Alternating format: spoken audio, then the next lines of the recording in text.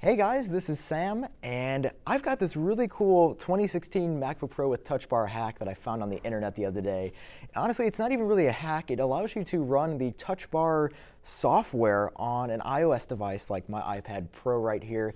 And honestly, it works really well. So I want to show you basically how the touch bar works in general, because the applications for it are very useful, surprisingly more so than I initially anticipated or thought. So the first thing I want to show you is in Safari. If I go ahead and open that up, you'll immediately notice that right here it says that, well, it's going to show me like a search website or enter website name. And if I actually tap on this button right here, it allows me to create a new tab, or more so just like that. When I did that, it dynamically changes to my favorite websites under favorites. So I can go to apple.com, Facebook, YouTube, or even my own website. By tapping right there, it's going to go ahead and load up like so, which is super cool. You can see that if I actually switch back and forth, I can do so just by tapping left and right. I don't have to use the keyboard 1 and 2 shortcut. I can do it straight on my touch bar. And of course, there's search the web page or enter a new web address, which is super cool. So Safari, pretty impressive. My next and favorite application out of these three is going to be in Final Cut Pro, though, because obviously I edit quite a few videos, and the new version of Final Cut Pro is excellent for what I do, making videos here on YouTube. You'll notice that right away there are so many different tools I can choose from, and the one I want to highlight right now is the swipe through or scroll version that allows you to pan through a clip just by dragging your finger. It's incredibly useful. I can just go like this, and you'll see that at the same time as I drag here on my iPad, it's going to dynamically change once again here on my quote-unquote new MacBook Pro. It works really well, and just to escape that menu, you tap on the X button.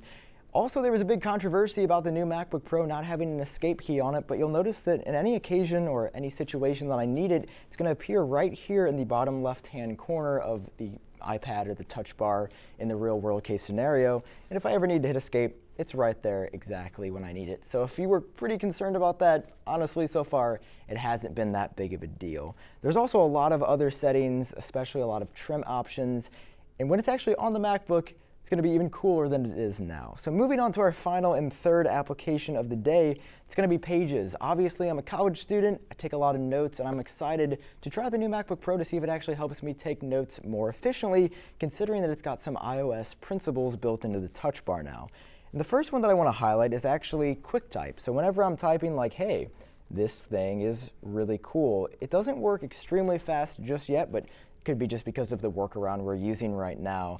It's going to suggest words for me to type in, so fun, important, to, watch. You can just continually tap on any of these and it will go ahead and fill up the screen right now. You can notice that it even suggests emojis as well, which is awesome.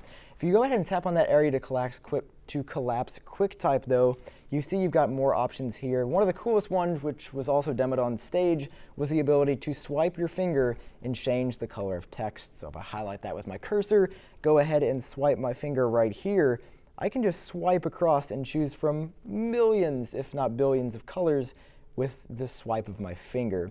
In all practicality, I'm probably not going to use that menu this much unless I'm creating like a thumbnail or something else in some image editing software. But being able to tap on any of one of these 10-ish colors is going to be handier than having to tap on that menu and then select a drop-down from the actual color picker in Pages. So overall, I think the touch bar is really cool. The last thing that I want to highlight is, well, what happened to all your actual function row keys? Those are simply hidden or collapsed behind this little arrow. When you tap on those, basically key for key, it's been placed on the touch bar, what we're used to seeing on the function row on this standard MacBook. You've got brightness, choose new windows, launchpad, keyboard brightness, play, pause, and of course all your sound controls. Just to demo this for you one more time, tapping here is going to allow me to turn my sound up or down just like that. So overall, the more I use the touch bar, the more I like it, and I can't wait to try it on the actual MacBook itself. Of course, if you want to see more content on that new MacBook, make sure you hit subscribe down below in case you haven't already, so you don't miss out on any of my future videos. And if you enjoyed watching this one, feel free to drop a like as well. I've been Sam, I hope you guys are doing well, and I will talk to you later.